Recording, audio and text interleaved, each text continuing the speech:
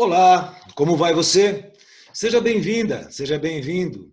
Este é o portal do Pensamento Corporativo, que hoje estreia a série Valor para a Sua Empresa. Vai ser uma série de algumas entrevistas que não são bem entrevistas, é um bate-papo com especialistas de várias áreas do mundo corporativo: gestão, governança corporativa, área comercial, atendimento ao cliente, logística, finanças. Nós vamos cobrir vários pontos importantes da gestão em si, do mundo corporativo, e vamos conversar um pouco sobre as entrelinhas desse mundo corporativo.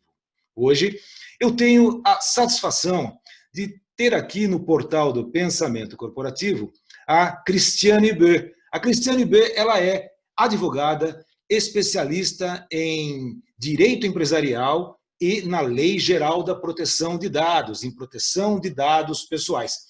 E é exatamente sobre esse tema, Lei Geral da Proteção de Dados, que nós vamos conversar. Cris, desde já, muito obrigado pela sua presença, pela sua gentileza em aceitar o meu convite. Bom dia. Bom dia, eu que agradeço. É uma honra participar aqui do programa do Pensamento Corporativo.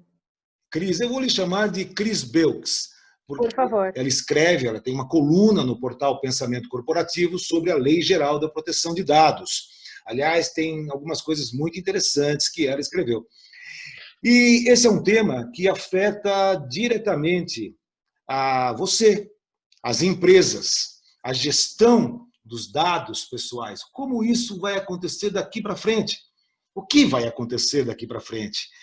Cris, a Lei Geral da Proteção de Dados, pelo que eu tenho acompanhado, ela foi sancionada, você me corrige se eu estiver errado, ela foi sancionada em 2018 e a lei deu um prazo de 2 anos para as empresas se adequarem. Teoricamente, ela entraria em vigor em agosto deste ano. Depois, uma medida provisória prorrogou a entrada para janeiro, com a efetividade das penalidades em agosto. E agora temos mais uma prorrogação. Eu queria que você falasse um pouquinho para o pensamento corporativo o que é a Lei Geral da Proteção de Dados. Por que ela foi sancionada? De onde ela surgiu? Por que ela surgiu? O microfone é todo seu. Obrigada de novo, obrigada pelo convite de estar aqui. Estou bem feliz de falar de um tema tão importante assim, né? Num canal tão legal. Não preciso resumir, você resumiu muito bem essa dança da lei, ela foi editada já em 2018, e aí agora em junho a gente talvez tenha algum movimento, alguma decisão do prazo final. Mas então, te respondendo a pergunta, não é uma moda brasileira, não é uma ideia nossa, né? É um movimento global que já existe, e é uma das condições, resumindo assim, a grosso modo, uma das condições para o Brasil participar da OCDE, como ele tem que preencher alguns requisitos, ele tem que ter alguns protocolos, e um desses elementos que ele tem que ter implementado é uma Lei Geral de Proteção de Dados. Não é invenção nossa, já existe na Europa e nos Estados Unidos. Quer dizer que para entrar na OCDE precisa atender os requisitos de uma lei de proteção de dados pessoais, é isso? Exatamente, entre outros requisitos, porque, veja, o Brasil faz tempo, né, que tá tentando, então ele tem que se preparar e tem que se adequando aos poucos para poder fazer jus a uma posição na OCDE.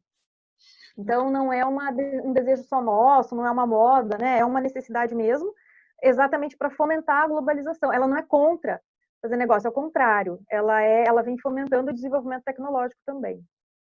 Então, Cris, agora você veja, né, no Brasil, o que é interessante é que no Brasil tem leis que pegam e leis que não pegam, né? Aliás, acho que é o único país do mundo, é difícil explicar para alguém, né? Imagina como é que você explica para... Eu imagino você, advogada, explicando para um advogado lá na França, né? Que no Brasil é um país que tem lei que pega e lei que não pega. Você acha que corremos o risco dessa lei ser deturpada e, ao longo do período, ela não ser implementada como deveria ser?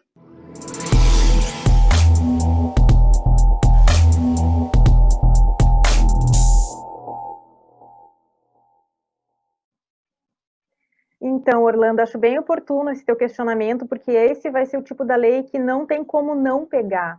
Porque, independentemente da gente gostar ou não, é a realidade que se impõe hoje ali no comércio global. Vai ser importantíssimo, vai ser fundamental que eu tenha essa lei, que as empresas comecem a se adequar, para elas poderem transacionar com empresas da Europa, principalmente, e também dos Estados Unidos. Os Estados Unidos chegou agora, esse ano que eles sancionaram a lei lá da Califórnia também, então também vão nesse movimento. Então, o mundo vai para esse movimento de proteção de dados, que é uma cultura que nós não temos, e aí que eu acho que está o desafio, né? A gente não sabe falar de proteção de dados, a gente não está acostumado a falar sobre isso. Esse é o desafio. É uma questão de mindset, uma mudança de mindset. Então, querendo ou não querendo, a lei vem, eu acho que ela vai ser aquela que não tem como não pegar. Vai ser um marco para o nosso país.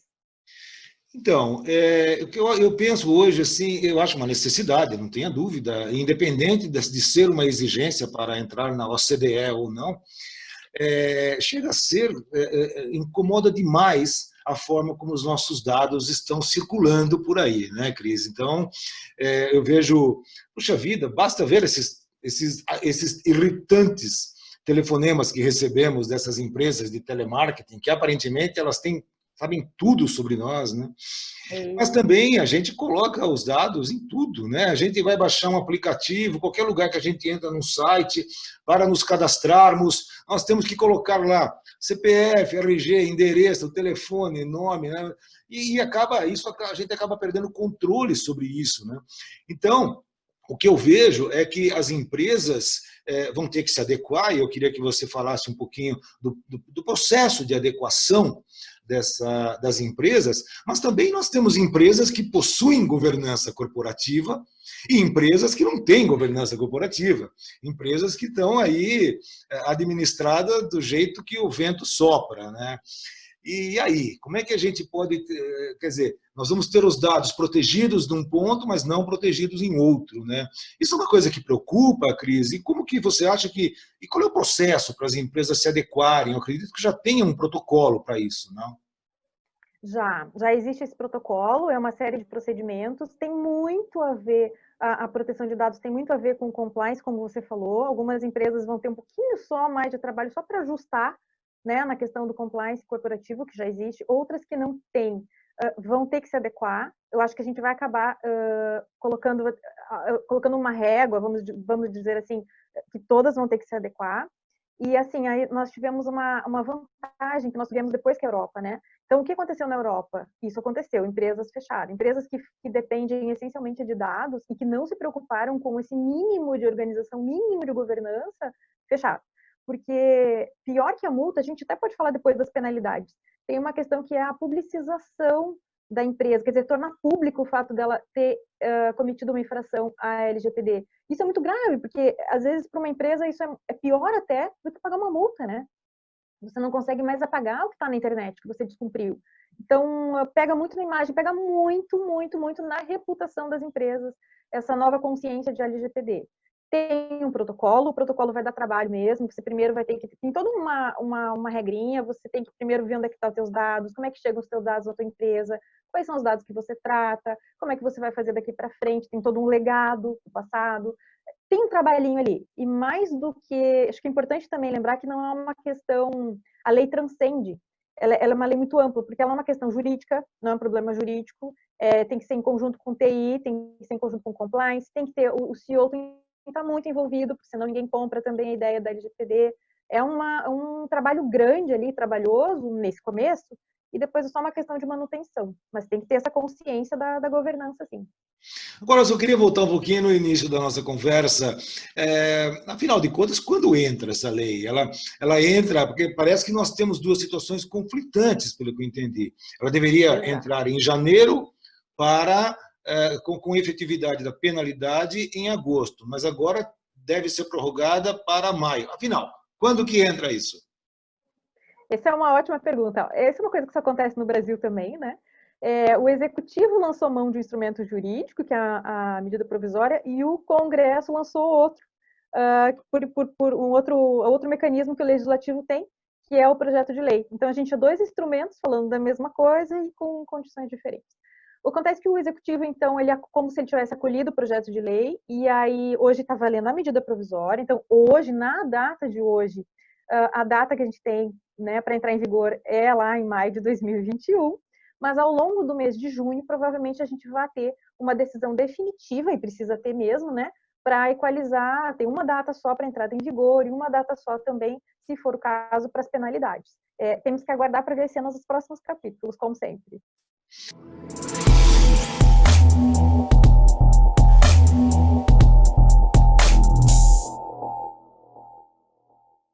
Porque por mais que a empresa tenha governança corporativa, que ela tenha um processo crível de controle, e eu acho que que vai envolver a área de TI, várias áreas, né? Mas vai além do compliance, da parte de controle, vai envolver TI principalmente, a área de tecnologia da informação, né?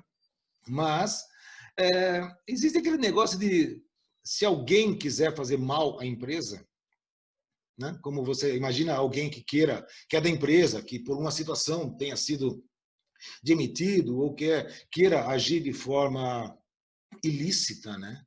Ela pode fazer um mal para a empresa, né? E aí, como você falou, a empresa fica marcada e depois até explicar que a situação não é bem daquele jeito, demora, né? Então, quer dizer, mesmo assim as empresas terão risco, né? Não, terão. A realidade é assim, ó, não é se você vai ser hackeado, é quando você vai ser hackeado. Porque Ah, realmente é impossível, né? É impossível você se precaver de todos os perigos que vão acontecer, ainda mais de agora para frente, né? A gente já está num mundo em que tem muita invasão de privacidade no sentido de cibernético, né? Da questão cibernética, e não vai diminuir, né? Conforme a gente está evoluindo nessa questão dos dados, e a lei veio no momento bom, porque só vai aumentar. Então, o que a gente sempre fala, por isso que a gente sempre tem que ter os nossos colegas de TI junto também, porque é uma questão de assim, quando vai acontecer? Qual é a determinante aí? O que é importante você saber? Já que você sempre vai estar vulnerável, a questão é você colocar, se esforçar para ter esses mecanismos, né? E aí vai fazer diferença entre uma empresa que vazou dados de determinados clientes e nunca se preocupou em ter, não tinha nenhum mecanismo, não tinha nenhuma regra, não tinha nada, e aquela que tinha. As duas vazaram. As duas tiveram problema com vazamento, mas uma tinha ou não tinha. Por que faz diferença? Porque aquela que tinha vai ter uma penalidade muito menor, provavelmente, da autoridade. Então, faz muita diferença, né? Aquela que já tinha toda uma preocupação, tinha regras, tinha controles, vai ter provavelmente uma multa menor, talvez não tenha multa, ela tem que explicar, inclusive, que ela foi vítima também, né? Teve vazamento de dados, mas ela também foi vítima da situação. Por isso que é importante ter esses protocolos todos, por isso que os nossos amigos de TI nos ajudam tanto, né? E as outras empresas, as outras áreas da empresa em conjunto também. Você tem que ter muita evidência do que você está fazendo um bom trabalho.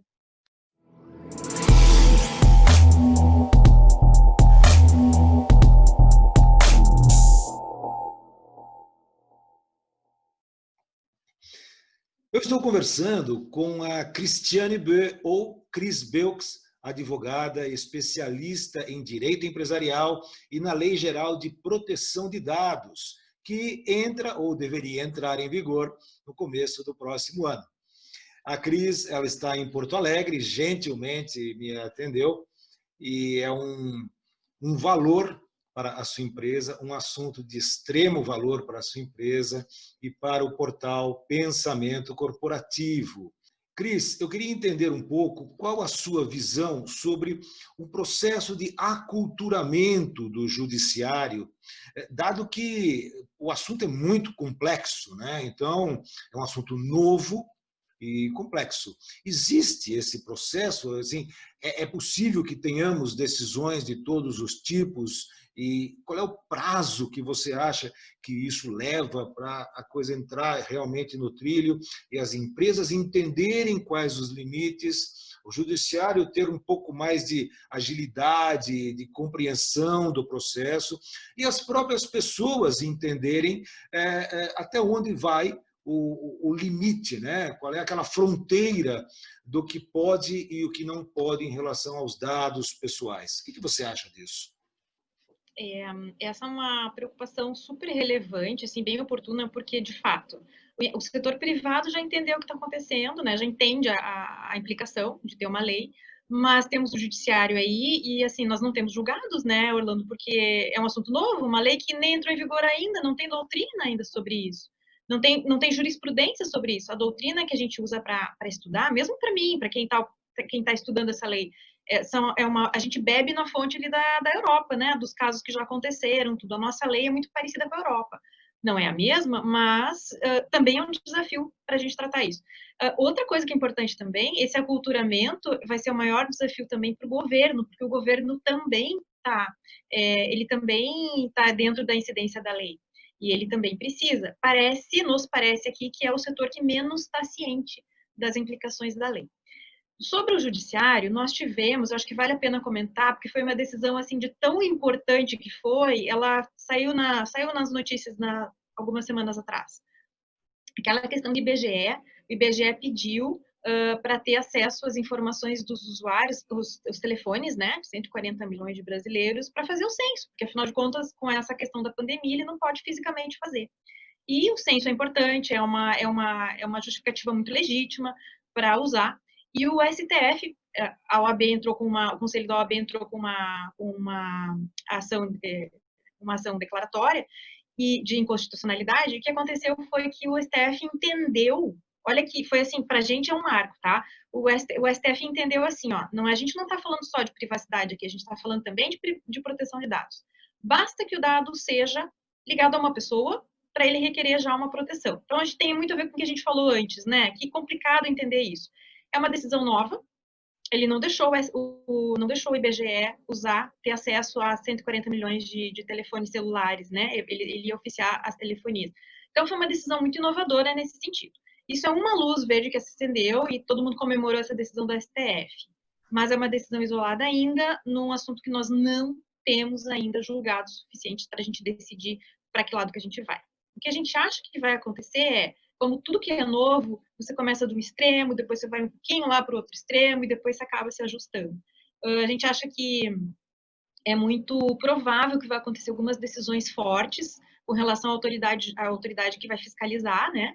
O que se espera é que ela seja mais didática do que punitiva, pelo menos nesse começo, mas há muita especulação assim para qual que vai ser o tom desses nossos primeiros anos de proteção de dados. Vai ser interessante, com certeza. Espero que esse processo de aculturamento e amadurecimento ele aconteça. Isso na Europa foi complicado, esse processo de... Porque acho que não o aculturamento, mas o amadurecimento da lei em si, quando implementada e a partir daí entrar em vigor e as empresas sofrerem as penalizações. Esse processo foi complicado ou foi mais simples do que poderia ser imaginado? A discussão da noção de proteção de dados e esse aculturamento, já na Europa é uma questão que vem lá de muito tempo, né? Apesar da lei ter sido de 2016, entrou em vigor em 2018, na Europa já tinha algumas diretrizes e já existia esse assunto, tá? Mas sim, de fato, quando entrou em vigor, sim, pegou todo mundo teve que se adequar, e foi difícil, sim, eles ainda estão passando eles estão comemorando agora, esse mês, maio, comemoraram 2 anos da entrada em vigor. E eles ainda estão tentando calibrar o tom para as empresas e, de novo, para o governo, né? E para os cidadãos também, para achar o melhor ali, um denominador comum desse aculturamento. Também teve seus desafios, assim. Mas imagino que na nossa cultura vai ser um pouco mais desafiador, pelas nossas características, assim. Realmente, nossa cultura vai ser mais desafiador mesmo.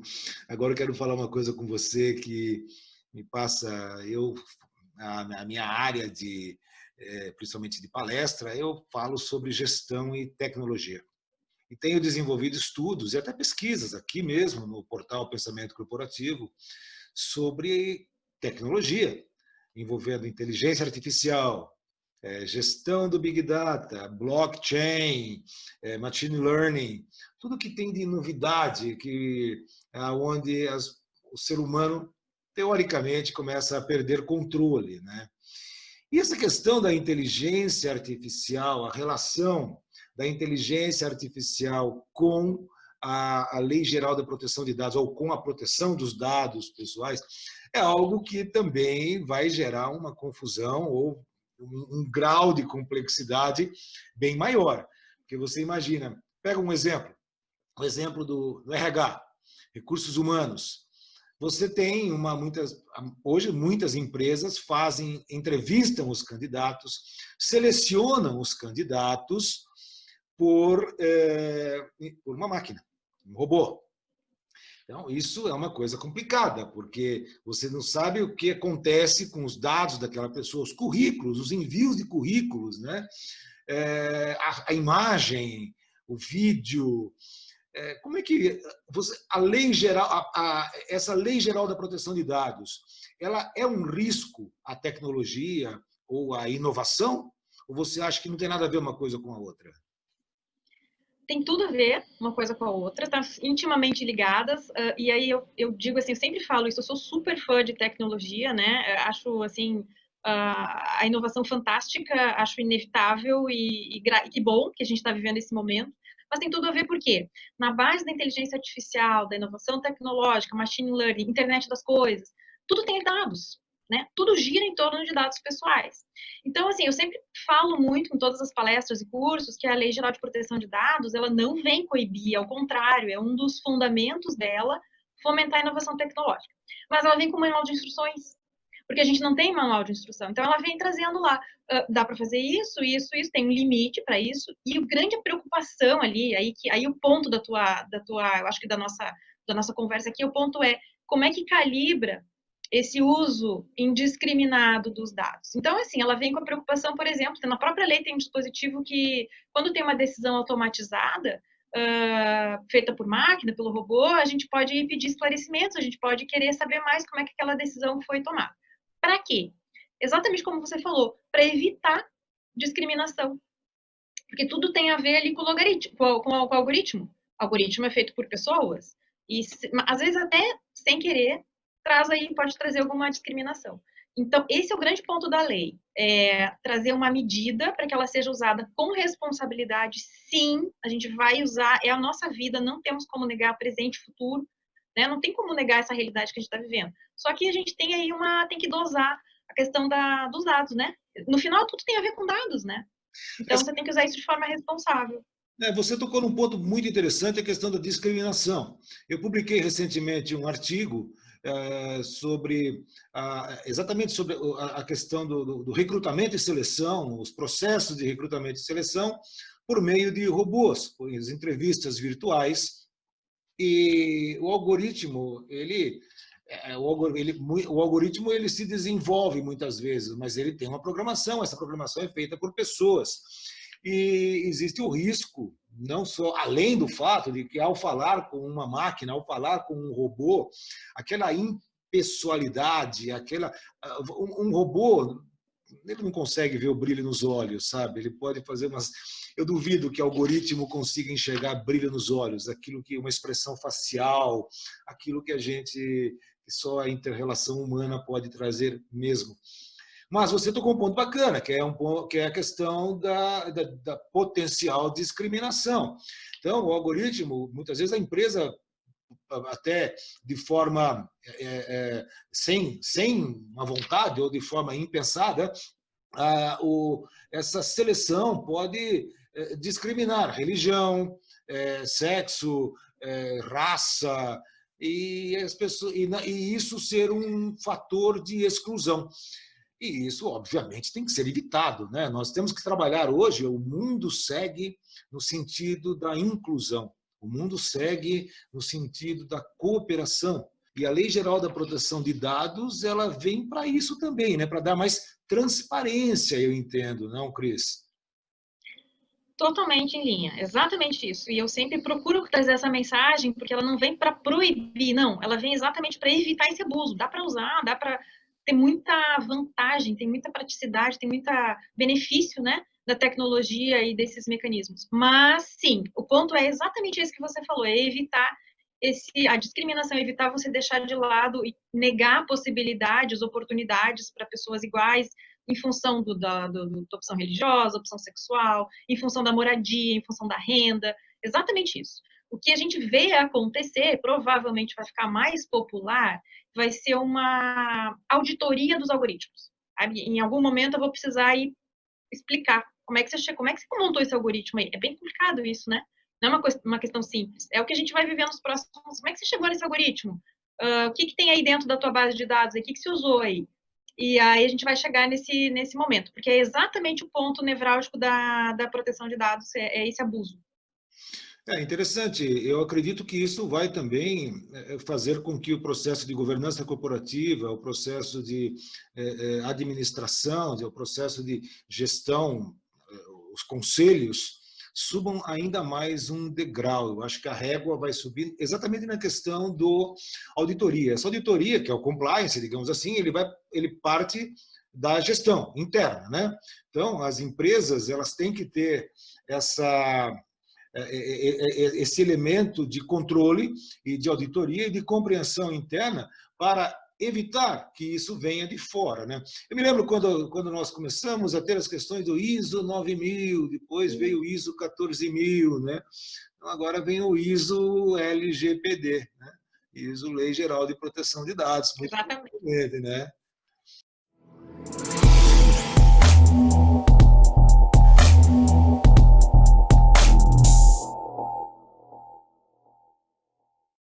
Esse tema ele é muito sério, ele é um tema que afeta as empresas, pode afetar as empresas, ele muda muita coisa na questão de controle, dados pessoais, nós temos os nossos dados hoje no Big Data, nas nuvens, e como é que isso vai ser administrado, né? Então, é um tema muito interessante. Eu trouxe a Christiane Beux, que é ou Christiane Beu, né? Eu tomo muito cuidado aqui, Cris, você me permite chamar de Christiane Beux, para trazer um pouco de esclarecimento sobre essa lei, porque ela é muito importante e eu sinto que, com tudo que nós estamos vivendo hoje, e pandemia, e ruídos governamentais, e problemas na economia, alguns temas importantes estão ficando de lado, né? Só que é o seguinte, a pandemia passa, os ruídos na política passam e a lei entra. Então, as pessoas precisam estar atentas a isso, as empresas têm que estar atentas a isso. E esse tema é um tema de valor para a sua empresa. Então, eu quero agradecer, te agradeço muito pela gentileza, Cris. Ao final, nós vamos aqui deixar os dados de contato da Christiane. E agradeço mais uma vez, Cris, e o microfone está aberto aí para a sua palavra final. Nossa, eu estou muito honrada, muito feliz pela oportunidade de falar, e aí, como você falou, a tua visão está totalmente em linha com o futuro, na verdade, porque a empresa tem que se preocupar com isso para usar isso até como um diferencial de mercado, né? Quem trabalha com proteção de dados, o que vai acabar acontecendo? Só vai querer contratar quem tem preocupação em proteção de dados. Então, o mercado vai se autorregular nesse sentido.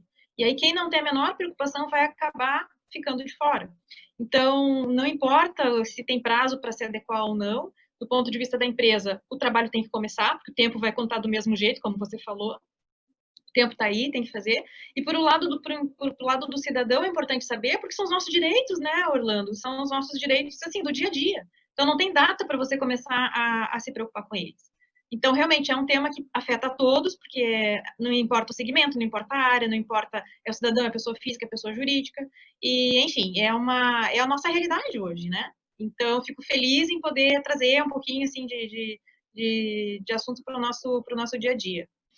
Olha, é muito bacana, Cris, eu te agradeço. Eu quero lembrar a quem está nos assistindo que a Cris Beux, ela tem uma coluna no portal Pensamento Corporativo e ela escreve exatamente sobre a Lei Geral da Proteção de Dados. Entra lá no portal Pensamento Corporativo, www.pensamentocorporativo.com. Tem muita coisa bacana lá sobre gestão, governança corporativa, ética, educação. O portal Pensamento Corporativo tem como objetivo fomentar as boas práticas da gestão. E a Christiane Beu está trazendo para nós uma boa prática de gestão, que é a proteção, além da proteção dos dados pessoais, o atendimento, o cumprimento a uma lei muito importante. Cris, muito obrigado, um bom dia para você, te agradeço e até uma próxima oportunidade. Obrigada, foi um prazer e fico à disposição. Um abraço a todos. Pensamento corporativo. As entrelinhas do mundo corporativo. As lições que as escolas não ensinam. Um abraço e até mais.